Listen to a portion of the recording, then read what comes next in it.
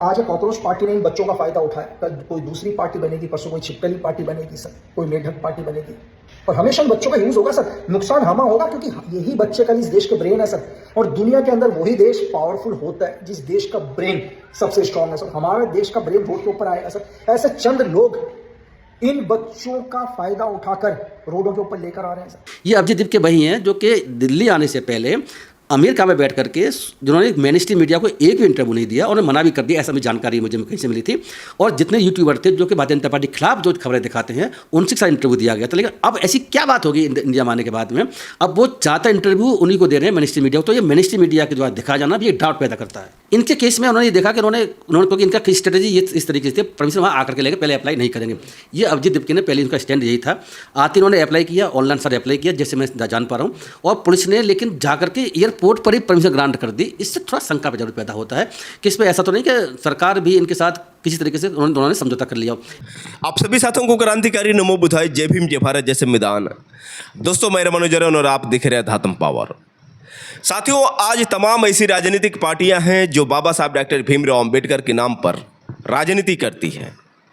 लेकिन साथियों सवाल यहां पर यह खड़ा होता है कि जब बाबा साहब डॉक्टर भीमराव अंबेडकर का अपमान होता है, जब बाबा साहब डॉक्टर भीमराव अंबेडकर की मूर्तियां तोड़ी जाती हैं, जब बाबा साहब डॉक्टर भीमराव अंबेडकर के छायाचित्र को जलाया जाता है, तब ये राजनीतिक पार्टियां कहाँ चली जाती हैं?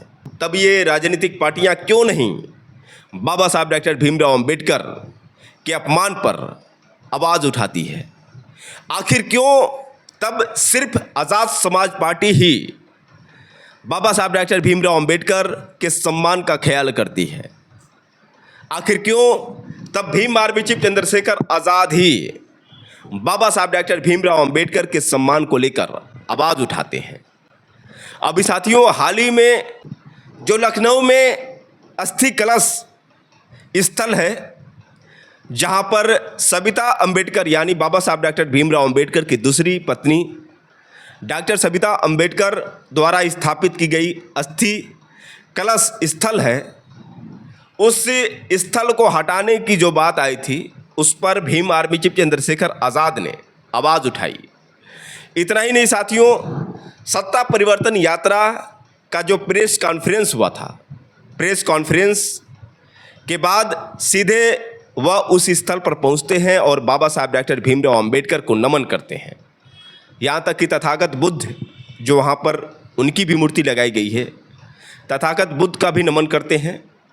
और उसके बाद भीम आर्मी चीफ चंद्रशेखर आज़ाद बाबा साहब डॉक्टर भीमराव अंबेडकर के सम्मान को लेकर वहाँ पर तमाम पत्रकारों के सामने बात भी रखते हैं और कहते हैं कि महापुरुषों का अपमान किसी भी कीमत पर हम बर्दाश्त नहीं करेंगे। और राजनीति पार्टी बाद में है, सबसे पहले हम बाबा साहब डॉक्टर भीमराव अंबेडकर और तथागत बुद्ध के अनुयायी हैं, और किसी भी कीमत पर भगवान बुद्ध का अपमान और बाबा साहब डॉक्टर भीमराव अंबेडकर का अपमान हम बर्दाश्त नहीं करेंगे। बाबा साहब अंबेडकर जो भारत के संविधान के निर्माता हैं, जो लोकतंत्र के जनक हैं, जो महिलाओं के, किसानों के, कमजोरों के, देश के प्रत्येक नागरिक के बराबर के अधिकारों के लेखक भी हैं, और मैं समझता हूं कि इसी भारत ने उनको भारत रत्न से नवाजा भी। तो यहाँ उनकी अस्थियां रखी हुई, यहाँ देश के पूर्व राष्ट्रपति जी, पूर्व सर्वोच्च न्यायपालिका के हमारे न्यायाधीश, चीफ जस्टिस ऑफ इंडिया, पूर्व प्रधानमंत्री, पूर्व मुख्यमंत्री, पूर्व गवर्नर और वर्तमान प्रधानमंत्री भी यहाँ आए। उन्होंने बाबा साहब को यहाँ अपनी आदरांजलि अर्पित की। लेकिन कुछ दिनों पहले मुझे जानकारी मिली, और फिर जानकारी ऐसे नहीं कि किसी ने वैसे ही फ़ोन कर दिया हो, बहुत सारे पत्रों के माध्यम से मिली, और मुझसे कहा गया कि आपके होते हुए लोक भवन के बराबर में और विधानसभा के सामने जो सबसे सुरक्षित स्थान है उत्तर प्रदेश की राजधानी लखनऊ का, वहाँ बाबा साहब अम्बेडकर की जहाँ अस्थियां रखी है उस स्थान को बदला जा रहा है, और एक षड्यंत्र करके उन अस्थियों को वहाँ से हटा के कहीं और रखने की कोशिश की जा रही है, जिससे कि लोक भवन को और बड़ा किया जा सके।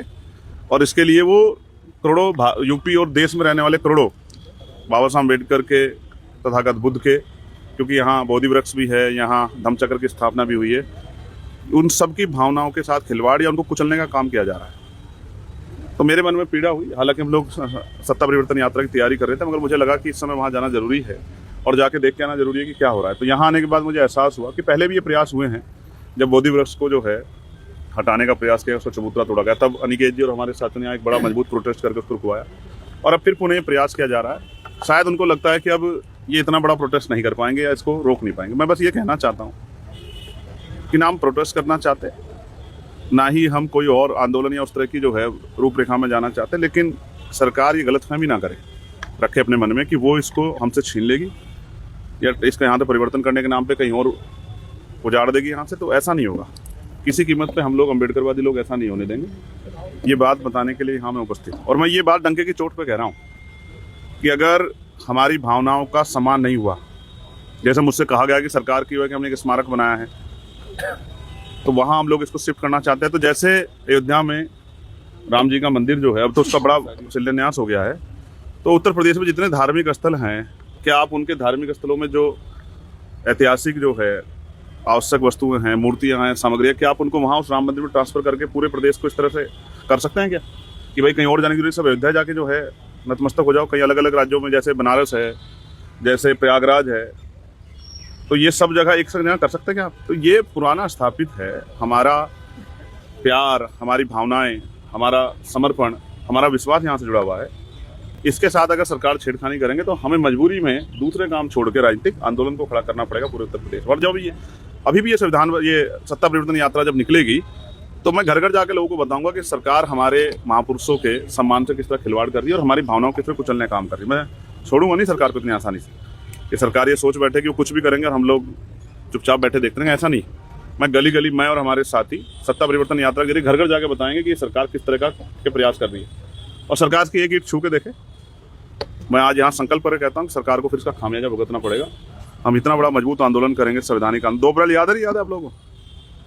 हम बाबा साहब को मानने वाले, फूले, साहू, पेरियार को मानने वाले लोग हैं, मान्यवर दीना भाना वाल्मीकि, मान्यवर काशीराम जी को मानने वाले लोग हैं, महामना रामसु वर्मा जी को मानने वाले लोग, और ये लाखन पासी जी की धरती है। हम इतनी आसानी से अपने स्थलों को छीनने नहीं देंगे सरकार को, ये बताने के लिए मैं यहाँ खड़ा हूँ। सरकार को कुछ गलतफहमी है, उनको लगता है कि भाई कौन बोलेगा, कौन आवाज़ उठाएगा, कौन इनके आगे अड़ेगा। उनको नहीं पता ना अभी आज़ाद समाज पार्टी भीम आर्मी है, हम राजनीतिक दल बाद में हैं, लेकिन एक आंदोलन पहले है। फूले, साहू जो 1948 से आंदोलन शुरू हुआ, हम उसके पहरेदार हैं। हम मर तो सकते हैं लेकिन झुक नहीं सकते। मैं सरकार को बताना चाहता हूँ। तो साथियों, आप इसी बात से अंदाजा लगा सकते हैं कि जब बाबा साहब डॉक्टर भीमराव अंबेडकर का अपमान होता है, तथागत बुद्ध का अपमान होता है, तो सिर्फ भीम आर्मी चीफ चंद्रशेखर आज़ाद ही आवाज़ उठाते हैं, बाकी किसी को क्या फर्क पड़ने वाला है। लेकिन साथियों, जब चुनाव की बात आती है, राजनीति की बात आती है, तो कैसे तमाम राजनीतिक पार्टियां बाबा साहब डॉक्टर भीमराव अंबेडकर के नाम का इस्तेमाल करती है, जय भीम का नारा लगाती हैं, बाबा साहब डॉक्टर भीमराव अंबेडकर के फोटो हाथ में लेकर चलती हैं। तमाम ऐसी राजनीतिक पार्टियां हैं, चाहे समाजवादी पार्टी हो, कांग्रेस पार्टी हो, बीजेपी हो, और तो और साथियों, हाल ही में एक पार्टी निकली है, काकरोच जनता पार्टी। काकरोच जनता पार्टी के जो संस्थापक हैं अभिजीत दीपके, जो अमेरिका में रह रहे थे, अमेरिका में पढ़ाई कर रहे थे। आप अच्छी तरह से जानते हैं साथियों कि CJI सूर्यकांत द्वारा एक बयान जो बेरोजगार युवाओं को लेकर उन्होंने बयान दिया था कि आजकल के जो बेरोजगार लोग हैं, जिनको रोजगार नहीं मिलता है, वह लोग काकरोच की तरह सोशल मीडिया में उतर जाते हैं और सिस्टम पर हमला करते हैं।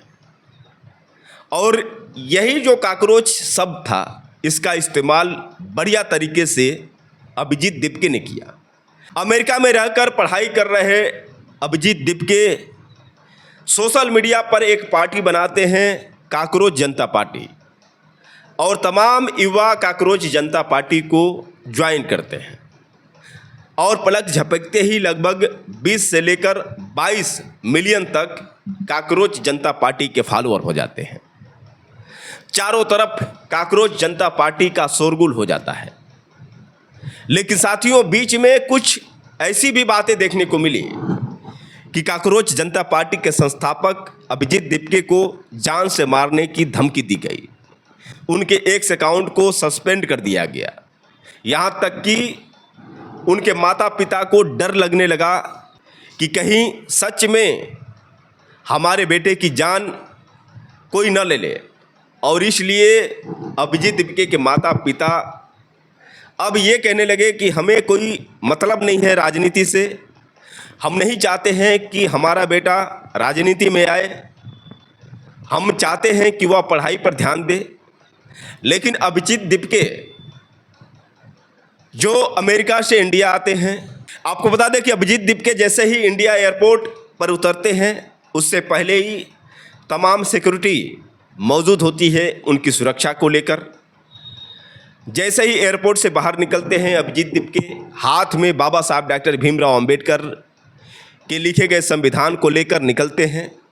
आप देख सकते हैं साथियों इस वीडियो में किस तरह से अभिजीत दीपके निडर बेखौफ तरीके से बाबा साहब डॉक्टर भीमराव अंबेडकर का फोटो लेकर निकलते हैं।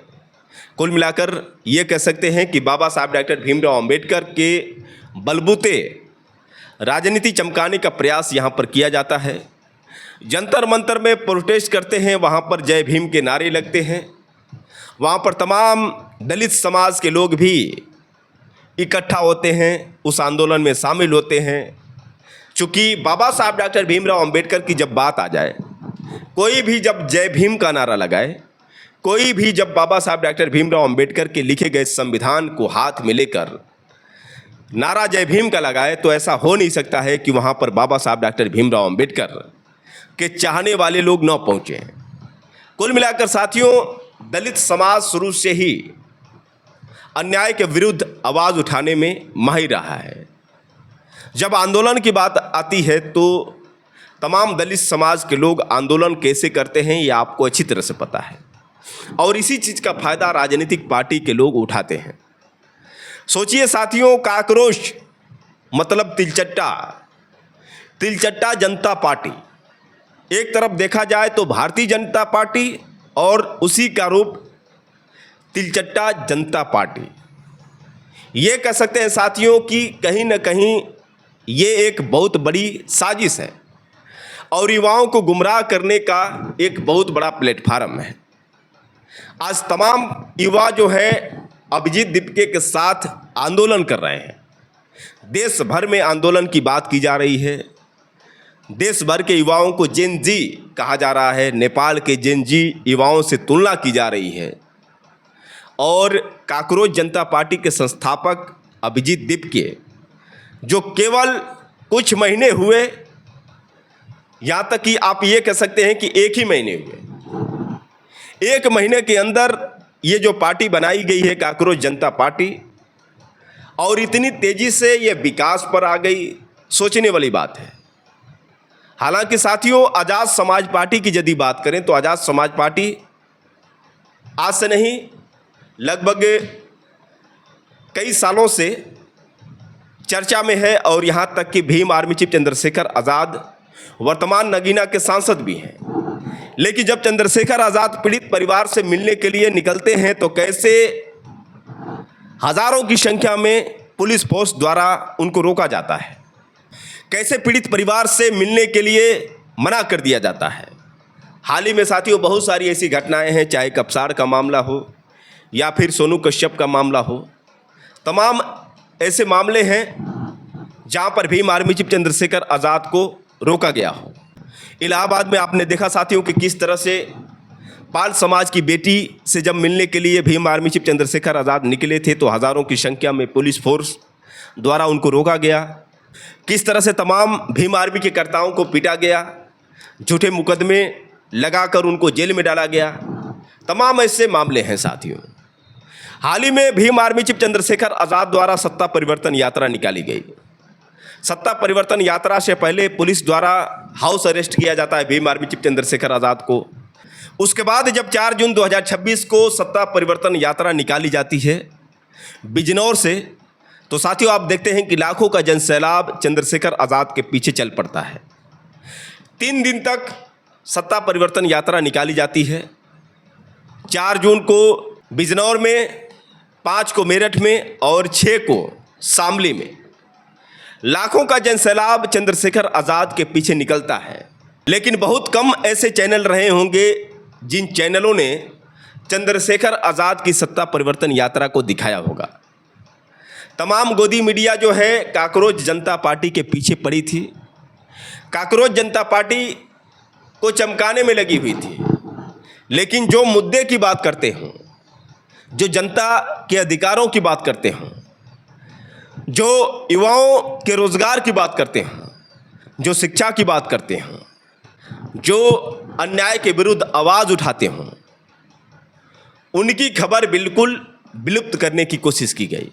यही नहीं साथियों, आपको बता दें कि सत्ता परिवर्तन यात्रा को रोकने के लिए या फिर सत्ता परिवर्तन यात्रा की खबर को दबाने के लिए कांग्रेस जनता पार्टी की खबर को चलाया जाना, ये भी एक बहुत बड़ा षड्यंत्र है। बता दें साथियों कि तमाम ऐसे लोग हैं जो कांग्रेस जनता पार्टी को ये कह रहे हैं कि ये बीजेपी द्वारा एक बहुत बड़ा षड्यंत्र है और कहीं न कहीं कांग्रेस जनता पार्टी युवाओं को भड़काने के लिए ही बनाई गई है।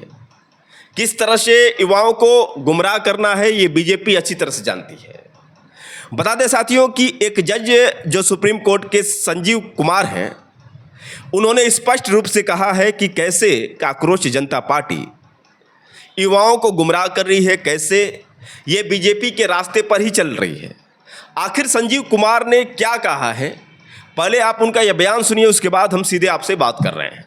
ये अभिजीत दीप के भाई हैं जो कि दिल्ली आने से पहले अमेरिका में बैठ करके जिन्होंने मेन स्ट्रीम मीडिया को एक भी इंटरव्यू नहीं दिया और उन्हें मना भी कर दिया, ऐसा मुझे जानकारी मुझे कहीं से मिली थी।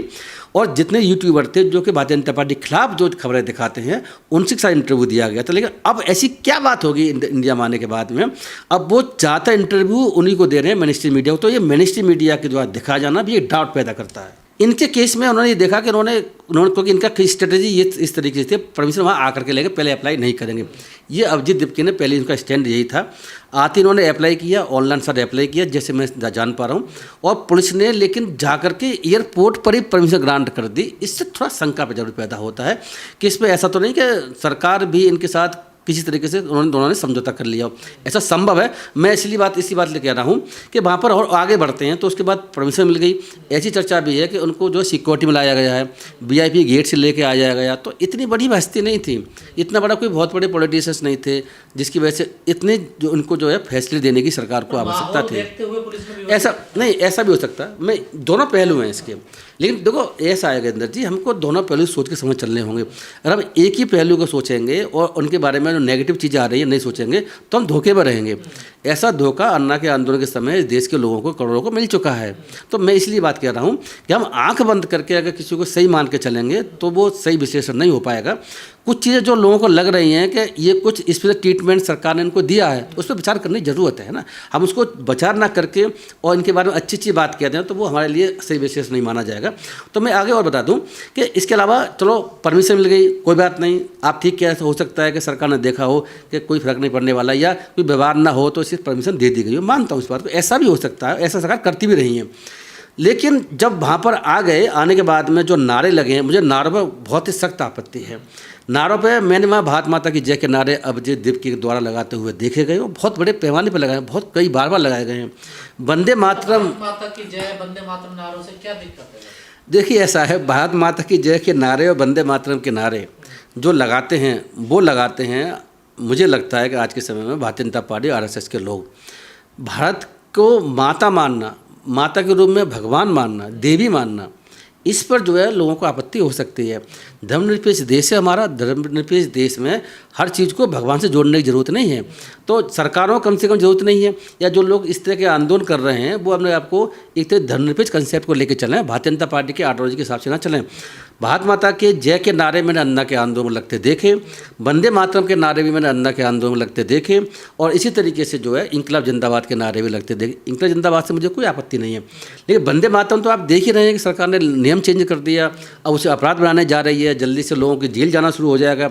आपने ये भी देखा होगा केरल में कांग्रेस की सरकार जब अभी जो है शपथ लिए तो वहाँ वंदे मातरम को नहीं गाया गया, जबकि तमिलनाडु में वंदे मातरम को गाया गया था जो उसकी सरकार थी अभी, लेकिन 6 उसके स्टैंजा को वहाँ पर नहीं गाया गया। कांग्रेस ने मना कर दिया कि हम भाई पूरे इस पर विश्वास नहीं करते।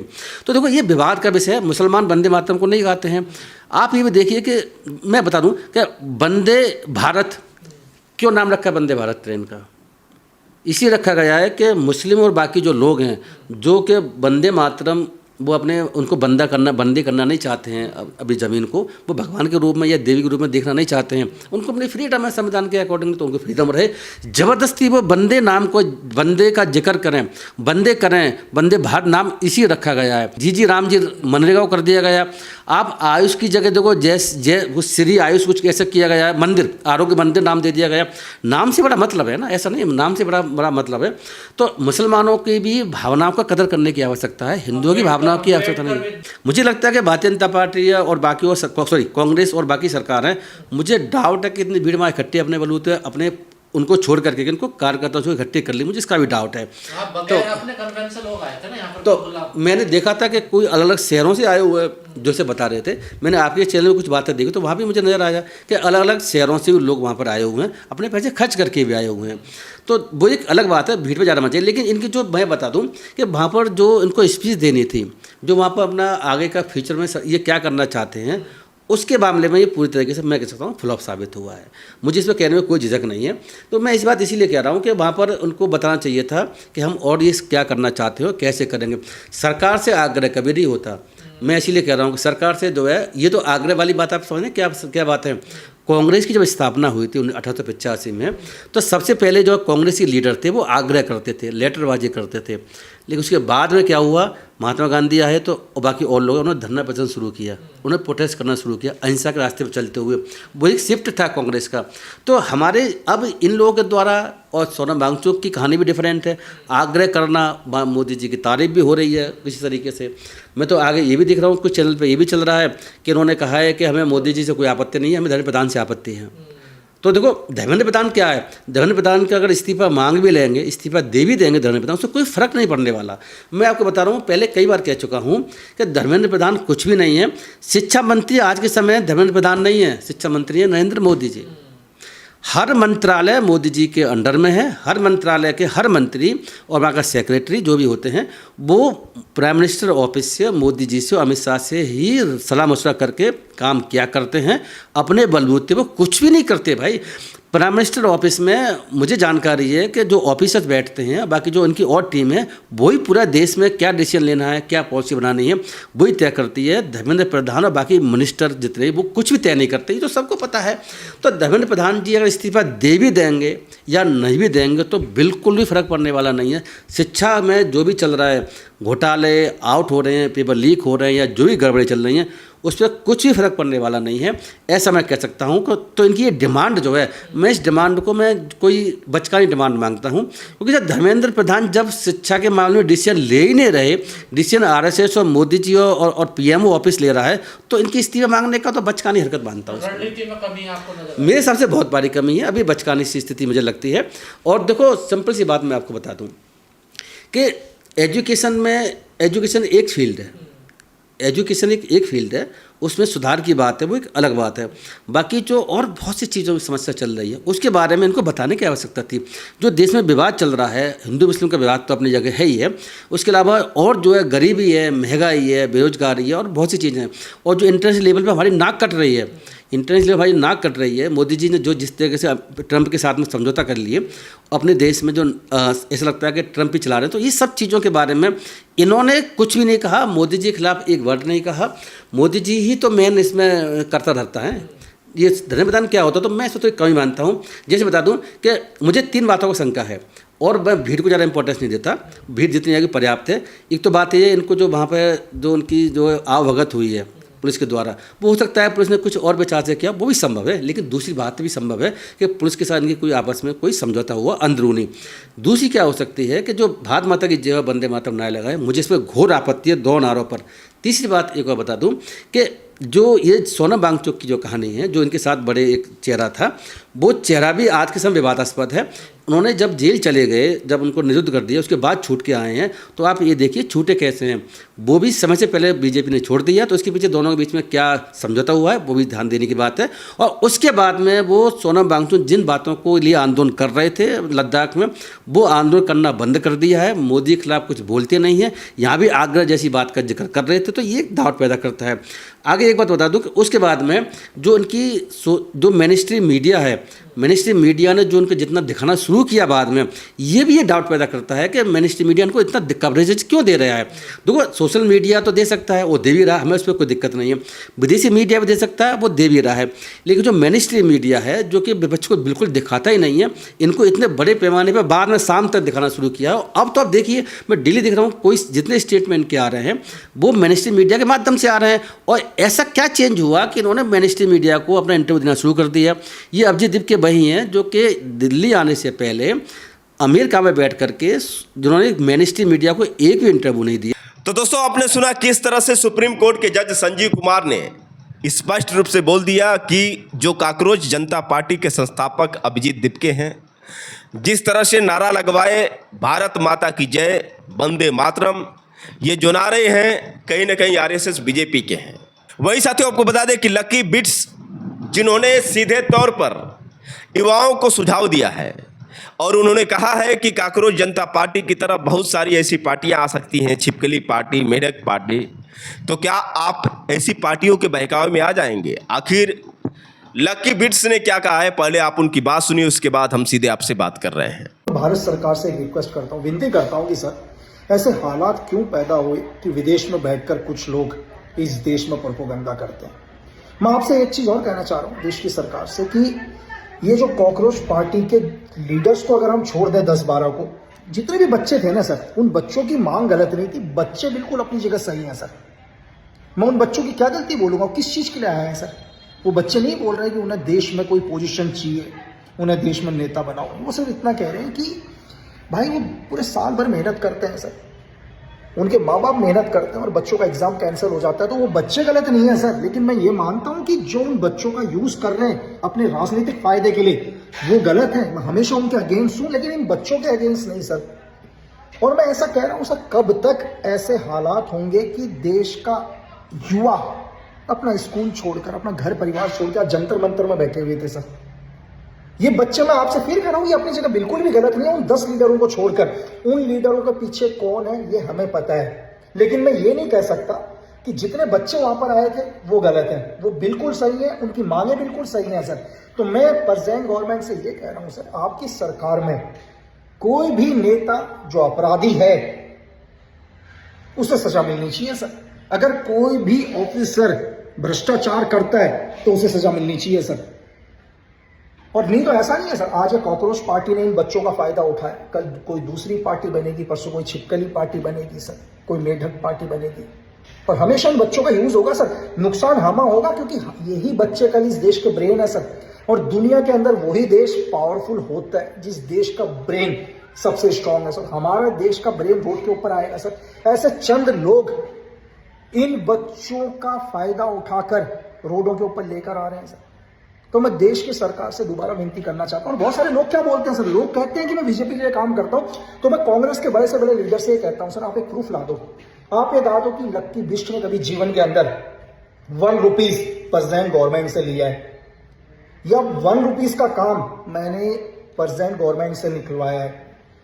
मैंने आज तक कभी भी बीजेपी गवर्नमेंट से ना 1 रुपये लिया सर, ना कभी कोई काम के लिए मैंने रिक्वेस्ट करी, और भविष्य में नहीं करूंगा। मैं हमेशा देश हित में बात करता हूं सर, लेकिन गुस्सा है सर, क्योंकि हम प्रोपेगेंडाओं को खत्म करना चाहते हैं, विदेशी ताकतों को देश में नहीं आने देना चाहते जो देश में अशांति फैलाते हैं। लेकिन इसका नुकसान उन बच्चों को भी हो रहा है सर। मैं दोबारा आपसे कह रहा हूं, जो आज बच्चे आए थे ना सर, वो बच्चे अपनी जगह गलत नहीं थे सर। वो बच्चे सच में दुखी थे और हालात ऐसे पैदा हुए कि उन्हें रोड तक आना पड़ा सर। तो दोस्तों आपने सुना किस तरह से लकी बिट्स ने सीधे तौर पर यह कह दिया कि वाओ सावधान हो जाओ, ऐसी बहुत सारी ऐसी पार्टियां आएंगी जो आपको गुमराह करेंगी। बता दें साथियों कि चंद्रशेखर आज़ाद शुरू से ही बेरोजगार युवाओं के साथ रहे हैं। ये पहली बार नहीं है साथियों जब चंद्रशेखर आज़ाद उनके साथ कंधे से कंधे मिलाकर नहीं चले हों। कोई भी ऐसा मामला हो, यूजीसी का मामला था, आपको याद होगा साथियों कि बहुत सारी राजनीतिक पार्टियां जो किस तरह से राजनीति करती हैं ओबीसी एससी एसटी समाज के लोगों को लेकर, लेकिन जब यूजीसी बिल को लेकर बात आई तो सारी राजनीतिक पार्टियां किस तरह से मुंह मोड़ ली। उस समय सिर्फ अकेले चंद्रशेखर आज़ाद ही यूजीसी बिल को लेकर लड़े थे। जब भी युवाओं के पेपर लीक होते हैं, जब भी हमारे देश के छात्र परेशान होते हैं, जब प्रोटेस्ट होता है, जब उन पर लाठियां चलती हैं, तो किस तरह से चंद्रशेखर आज़ाद उनके समर्थन में आवाज़ उठाते हैं, ये आपको बताने की ज़रूरत नहीं है साथियों। लेकिन हाल ही में कुछ ऐसे मामले देखने को मिल रहे हैं कि किस तरह से चंद्रशेखर आज़ाद को रोकने का प्रयास किया जा रहा है, क्योंकि चंद्रशेखर आज़ाद जिस तरह से 2027 के चुनाव में अपनी दावेदारी पेश कर रहे हैं, जिस तरह से चंद्रशेखर आज़ाद युवाओं के, किसानों के, महिलाओं के सबसे लोकप्रिय नेताओं में से एक बनते जा रहे हैं, उनको रोकने के लिए तमाम प्रकार की साजिशें हो रही हैं। वैसे साथियों, आप लोग की क्या राय है, आप लोग कमेंट करके बताएं, और हो सके तो साथियों इस वीडियो को ज़्यादा से ज़्यादा शेयर करें। फिर मिलेंगे अगले वीडियो के साथ, तब तक के लिए क्रांतिकारी नमो बुधाय, जय भीम।